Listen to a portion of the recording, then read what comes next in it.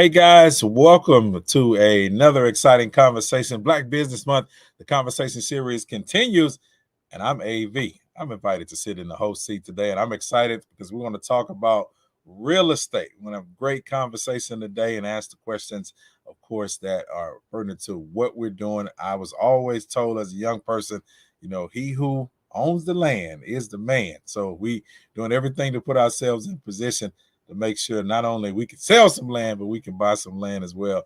And if you're looking to step into this wonderful career, we got to bring the experts to you. And today I'm excited to have with me Texas real estate king, the one and only Mr. Larry W. Brooks is joining me. Black Business Month conversation. My brother, welcome. Hey, first, AV, man, thank you so much and the station for allowing me to come on and just talk about the real estate industry, what it has done for our culture, the things that we can look forward to taking place with it when it comes to our culture, and just honestly, you all just honoring Black businesses throughout this entire month. So it is most definitely appreciated, and thank you for from the kindness of my heart. Now, thank you for joining us and sharing your wisdom, because growing up, Larry, I can't lie, this is something I wish that they would have taught us, to help us along the path and understanding real estate and how valuable and not only instrumental, but how financial, empowering it is for our lives. So to have brothers like yourself, I love the t-shirt Pure Hustle that you have on, because that's what it's about, man. Walking in your purpose and doing what God has assigned for you to do. And my sisters, Misha and Tasha, are taking classes right now. That they're getting their real estate license because they say, hey, I got to make a career shift and get into this. So tell us a little bit as we get started, Larry, about your business. Yeah, so just a little bit about mine. I've been in the real estate space, or been a realtor for the last 21 years. And so I'm a broker of Brooks & Davis Real Estate Firm, one of the largest independent Black-owned brokerage firms in Texas. Just excited that myself and my business partner, Michael, we've done 12 years together. We'll be going into our 13th year at the end. And just really, I've had an opportunity to just watch the industry of real estate change. When I first got into the industry, the average age of a realtor was 58 years old. Caucasian, and it was a second career for them. I've been in real estate right after I left college, got into the industry, and it's been the only job and career that I've had since my college days. Yeah, what sparked your interest in the industry? What was it about the real estate industry that caught your attention?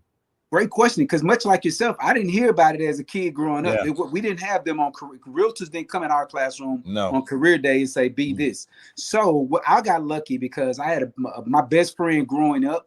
His wife, his sister, ended up marrying a guy that was a mortgage broker. So during a winter term, coming down in the middle of school, they allowed me to do processing work during winter terms. And so they gave me a part-time job. And I was one day we were there, and he had realtors come in, because mortgage brokers get their business from realtors in most cases. So he was taking the realtors out for lunch. And I'm like, man, who are all these sharp dressed Black people driving all these nice cars? What do they do? And he expressed to me what they were doing. He was taking care of them and treating them like kings and queens. And I just fell in love with it, man, and got into the mortgage side first. And then right after I graduated college, jumped into the real estate, the realtor side of it. Yeah, and it's an amazing thing. Of course, Larry Brooks, the real estate king, is with me as we continue our Black Business Month conversation series. Now, I know when we step out into, doing it from an entrepreneur standpoint and stepping out to it, into this industry on your own, what were some of the biggest challenges? Because sometimes if you're looking from an outside perspective like mine, we figure like it's an overnight success for you guys, and you all of a sudden started balling out of control. But what were some of the biggest challenges in your personal development and growth? Man, mine, I'll say it very honestly, it was the youth. I was youth, and the thing is, I was a 22-year-old African-American male in an industry that was one of the largest purchases that people will make in their life. Is usually their home and a car. That's most of the time when they see it. And then so at that time, it was not as culture friendly. Like it was, for me, the hardest challenge was finding a way to get business. So in the beginning, most of my business were people that were my age, right? So like I didn't have a lot of family members that owned houses, owned real estate. And so the biggest challenge was having people trust me. They're like, how am I going to trust this young African-American kid? You don't come from real estate. How do you know this, right? So mine was being consistent and finding a way to get these people that didn't look like me to trust me to make this money for them or do this business with them. Yeah, because as you said that, Larry, it made me think about my grandparents were right up the street in Brenham, Texas, was about an hour outside of Houston, and they had this house on this big old field. Then when mom and dad and my aunts and everybody else moved to Houston, they moved into the houses, but you just had the front and the backyard. That was That's it. So we go from acres to this small space. So like you said, it was never really taught to us. And then here we are trying to sell it and people looking at you like, what? So yeah. So what are some of the other issues in the industry today that you face, especially when it comes to being a realtor and real estate? You know, today we've had an opportunity, and I tell people this all the time. Today has changed a little bit since 20 years ago when I first got into it. Because I would go into a room 20 years ago, it'd be 400 realtors and 4 Black people, maybe 4. Wow. And so, you know, my vision of starting Brooks and Davis Real Estate Firm was that I wanted to teach and coach more realtors that look like me, that this is a space that we can get in and be very successful. Now, we've grown to where we have over 70 realtors on our realtors, and then an additional 30 affiliates that are part of our organization. But today's challenges is what I always tell people, that now that there's more of us in here, we have more of us that are preaching the gospel of real estate and home ownership, right? Yeah. So now that we got more people that look like us, we can touch more people. So terms like regentrification are not as bad, because now our culture is in a place that where we can financially afford some of these places that are now regentrifying and now purchasing it ourselves. So those are some of the things that have changed in this recent market that we're currently looking at. And I'm glad that you said that. We're talking real estate today, of course, with the real estate king, Larry Brooks, as Black Business Month continues. I'm AV, and we always talk about losing the hood to regentrification. We always talk about our communities changing. But as you said, if we want to see the change, go back and buy it. We can build it up. We can develop it the way that we feel that it should be in 2022. If we do the things like you said, just put it into practice, and we've got to be in position and power to do so. So what advice would you give someone who's looking to start a business in your industry? Yeah, man. You know, the thing is the one secret to this industry is consistency, right? You know, real estate is a trust-based business. They want to do business with people that they trust and that they can see that you're doing it on a consistent basis. So if you want to get into this space, do not get in this space feeling like it's going to be fly by night, that you're going to go out and you're going to get a multi-million-dollar deal and close it and have the Bentley and all these cars. I need it, Larry. I need it. Right? Is it possible? It is, but you got to be consistent in this industry, right? People have got to be able to trust you. And the best way to do that is to show up, study the industry, know what you're talking about, and be visible and put money back into your community when doing so. That's really the secret sauce that I've ever seen in my success, is just putting money back into the communities that allow me to do business with them. Yeah, definitely got us. So what does success look like for you? Meaning, like, any given month, how do you know you are doing well revenue wise? How do you know, as you said, because you're not going to come in today and tomorrow get a Bentley, you know? So what are the markers for you? That's a great question. And so what I would like to say, because I've been in the industry a little longer than most. And so for me, success is not having to worry about the bills being paid. You know, last year, Brooks and Davis Real Estate Firm opened up 2 new offices. So we have our corporate office that's near the Reliance Stadium. We have an office on the north side and one on the west side. So for us, we've been able to put together a business model of real estate to where we're going to consistently close transactions with our teaching and coaching system. So for us, the dollar amount is making sure that my agents are allowing the company to close anywhere from 25 to 50 transactions a month. So that's the teaching and coaching that we put. And with that, once you get it in, you closing consistent business, you don't worry about where the check gonna come from, because it's there if you're doing right by people. And so our business model is doing right by people, and we're comfortable. I mean, when we're going through the pandemic, you know, my check was consistent. I wasn't worried about, you know, the doors closing or deals busting out. It's been consistent. So my question is, you talked about it, not only having the motto. So how do you successfully market yourself, and how do you go about doing that, getting the word out about your business as well? Great question. So, you know, one of the things that I do is I'm a social media guy, right? So I get on Instagram and I'm gonna do my 3 posts a day. I'm gonna give something inspirational. I'm gonna share a story about myself, and then I'm going to tell people what are going on in the industry. And so for me, I started this 20 years ago. I created a newsletter through a software called Custom Contact years ago. And every month I've consistently sent that newsletter out. I don't care what's going on in the industry, but for the last 20 plus years, someone gets that newsletter. They can never open it up, or the one time when they need it to be there, it's going to be there. And I'll give you an example. One time I spoke at a Delta a Delta Sigma Theta event. This one lady, hadn't spoken with her in 4 years. She said, Larry, I've always gotten your emails. They've been consistent. Never had a reason to open it. My mom passed away. We have about 4 pieces of property that I need to liquidate because I'm not going to take care of it. Do you mind helping me? Yes, I don't mind at all. But the consistency of that newsletter, her always seeing me in this industry, in this line of work, is allowed her to reach out to me.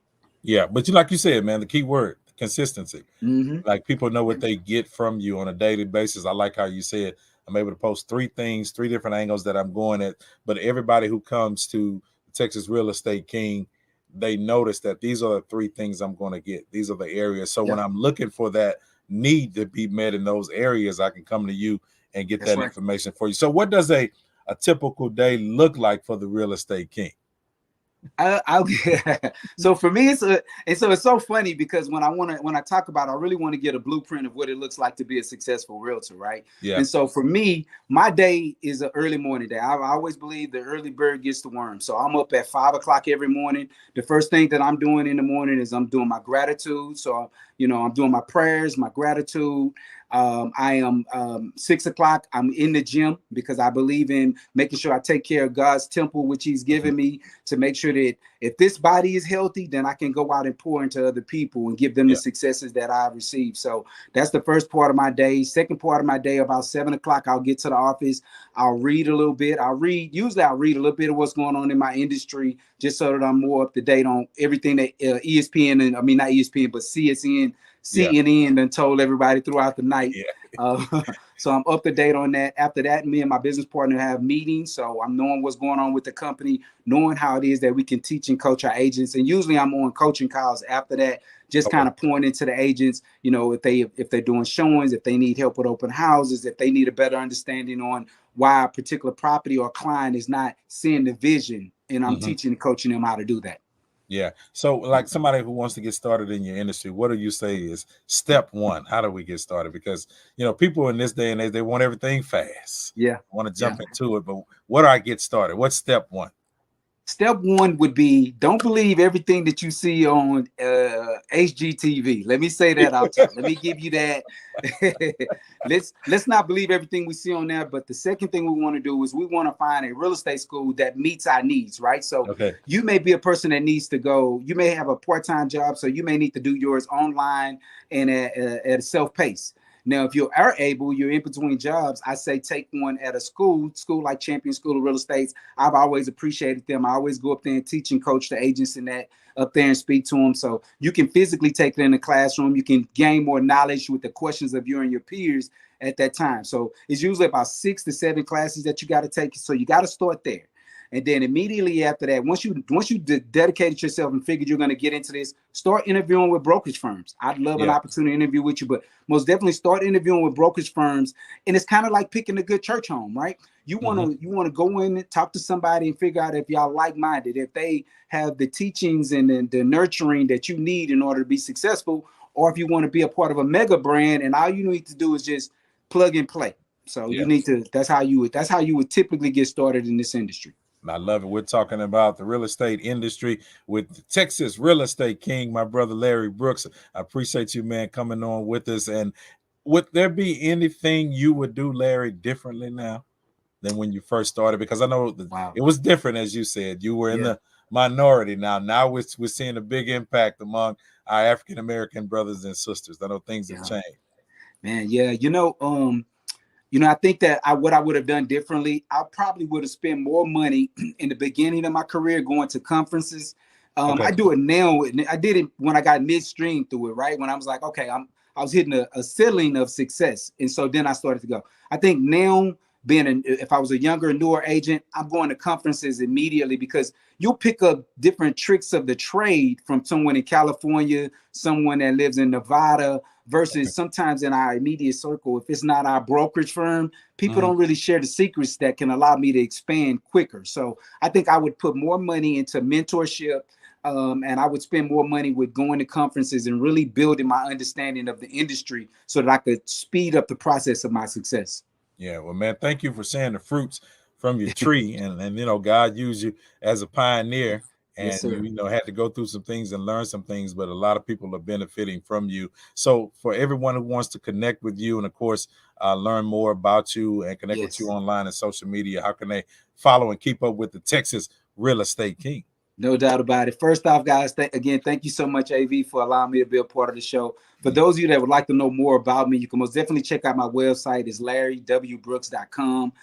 That'll show you other links of where you can find me. But I love posting on Instagram, so I'm always on Instagram, sharing as much I can, going live as often as I can. And I want you to also tune into a weekly podcast that I host with one of my realtors, one of my best friends, Ricardo Davis. It's called The Prime Real Estate Network on YouTube. And also it streams on other podcast centers too. So, but The Prime Real Estate Network, please like and subscribe, and I'll be there on a consistent basis. Brooks and Davis. I like that, man.